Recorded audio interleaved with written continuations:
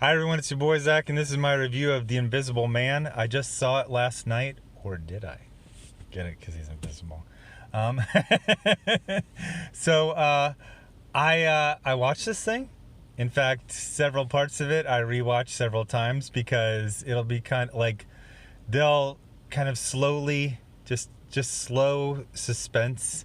This is one of the most profitable movies in history because half of the movie is just a woman in an empty house looking scared or like whirling around with a knife in a kitchen, and there's nothing else on screen. So this came out last year. I think it was last year. Maybe it was this year. It would have been probably last year, but whatever. And it was a huge hit. And its profitability was insanely off the charts. Now, I saw the trailer and I said, it looks interesting, but there's a problem. And the problem might be with me. It might be with my soul. And the problem I never really got over is that the lead actress is not very attractive. And I just said it. Yeah. Now I'm bad, right? I'm bad. Yeah, I'm a bad person because it's a visual medium, and they sift these actors and actresses. Tens of thousands of people want every single role. And inevitably, unless there is a story point, you usually end up getting the best looking person you can afford because it's a visual medium. People walk through their lives looking like regular people. They walk around, they see regular people. They want to see handsome and beautiful people on the screen. And this was a huge problem for me in every single scene. So, Invisible Man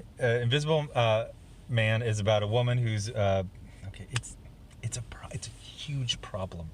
It is a huge problem. It was the elephant in the room was not invisible. Okay, so you got this tech billionaire, mid-30s. Tall, fit, handsome, got all his hair, Stinson Beach mansion overlooking the ocean, and I mean like the entire ocean. He has so much ocean view, I don't think there's any ocean he can't actually see except for the curvature of the earth. That's the only problem. And he's probably working on that. So he's an expert in optics, and I'm gonna sound like such an asshole. He's an expert in optics, and I really think he needs LASIK because he married a woman who looks like a baked potato, who doesn't wear makeup and doesn't dress flattering, and so unless I got some weird bootleg copy of it, they start and they don't really show the abusive relationship. They just show the escape.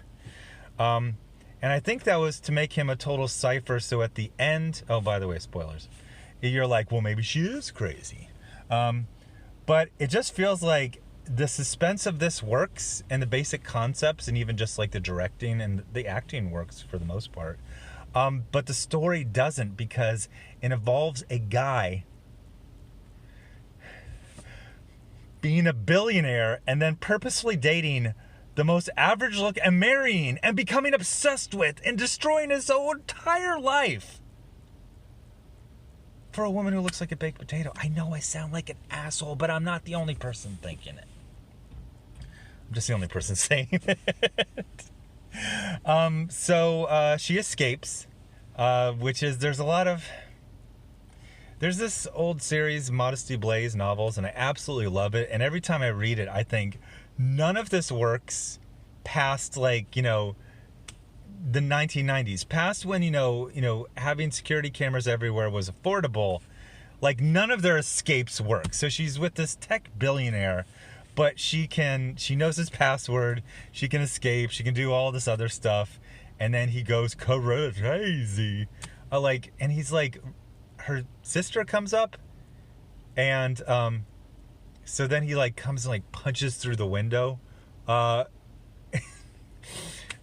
Again, you cast Gal Gadot, and it kind of makes sense. You're like, yeah, I mean, it's Gal Gadot. I mean, it would drive any man crazy. Is like the other aspect is like way into this movie where she's like, why me, I'm just a suburban girl, why me, why? And then his brother is like, because you left him, and nobody ever leaves him. People leave rich dudes all the time. That's why prenups exist. Like, oh, he's rich and handsome. No, that's the cash out. It doesn't matter how many. I have a friend who always says, I'll talk about, the stock market. He's like, it's not a gain until you sell.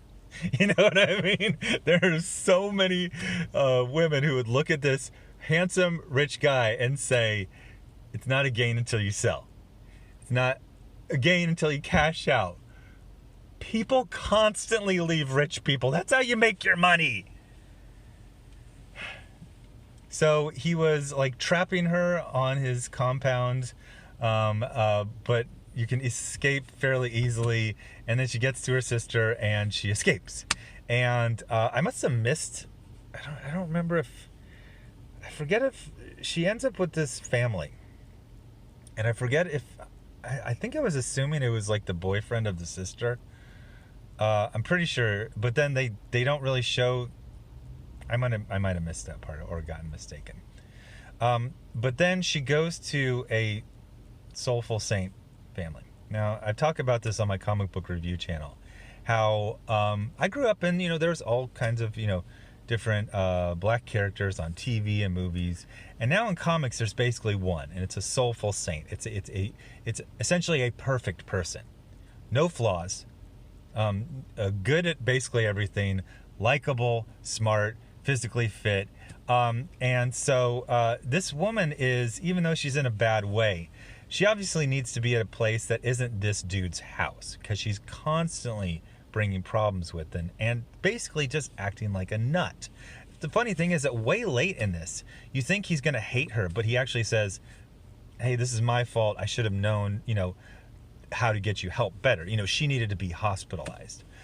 She is at one point, and then she just starts, you got to see it. The suspense works. The suspense scenes work. The script is fairly good. Again, casting a different actress would have changed. She does a good job. She's a good actress. But here's the other thing. She's not really likable.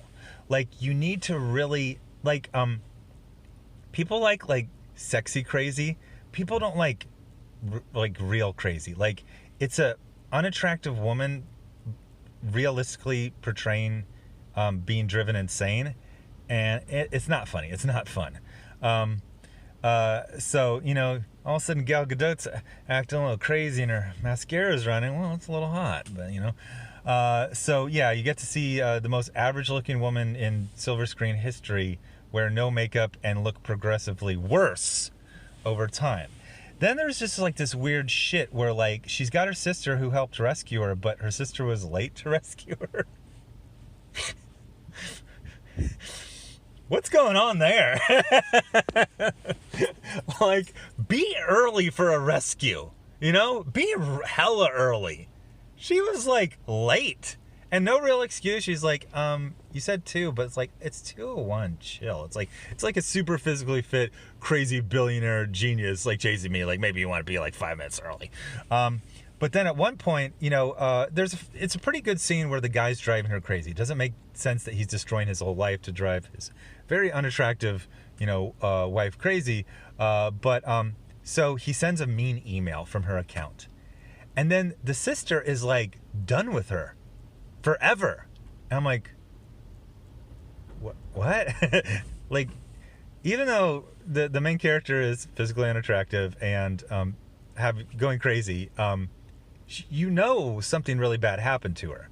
Like, so if she writes a really mean email, like, you should know she's acting out. But no, she's basically just like done with her. So later they have a scene where she meets at a restaurant and she's like, what? Like, and then there's a waiter who's kind of off screen. And the sister is just like a complete bitch to the waiter. Like 3 or 4 different times. You do it once, you're establishing that she's on edge, but the waiter keeps coming back real friendly, very professional, and she's just a freaking, like, just a total pill, as my mom would say. And you're like, the script is technically proficient, but every woman. Oh, I forgot to talk about the family. So you have this black family, and they're perfect. Like, they're perfect. They have no flaws. They have no personality. Even when they get attacked, they're still like, hey, you need to go. Actually, I'll just leave my own house, and you can just stay at my house and just wreck it. That's cool. I think you just slapped my daughter, but maybe you didn't. So we'll leave and you'll stay. What the hell? No. Also, what? She has money. Like, she gets money, and she like gives it to the perfect daughter of the perfect guy that she's living with, that she seems to barely know, and who she brings a lot of mess to his house, symbolically and literally. At one point, she just like starts pouring like coffee grounds all over the ground, and you're just like, yeah, he's gonna love that shit. He's gonna freaking love it. It's so he's got a suit that turns him invisible, and that's cool. And there's some good, like, if I was in a theater, there's a couple of like, calling it a jump scare makes it sound cheap, like a cat just jumped out. There's some good scares in there. They're done very well. But there's just a bit where it's like, it seems like he's superhuman when he has that, like, he's chucking her across the room, and she's a hefty gal. Nobody could chuck any human as far as the guy in the suit, but then when she has the suit, like she can like get him in like this death grip that he can't escape. Like, if you want to say it's some super suit that does everything, establish that. But as far as I know, it just makes you invisible. And then if it gets things on it, there can be errors with it. And that part looked really cool. But at some point, it's just like a tech billionaire who's apparently Bruce Wayne, because he can fight like 10 sheriff's deputies at the same time. Yeah, I know you're invisible, but sometimes you're not, and you're just like, you're an expert shot. You're expert at everything except for picking women there, buddy. So there is a satisfying conclusion, but again, it involves kind of having super strength when you've got the suit on, and also the very unlikable woman kind of destroying everyone's life, and you're supposed to be like, yes, queen, slay. You're not really sure, and then there's a sequel, so it's like, I'm hoping it's not her. Like, sorry. I feel bad. Like, makeup, like, I swear the men, and then they even like had a point of like she went to go on a job interview, and she's like, oh, I was in Paris, and like, she looks awful.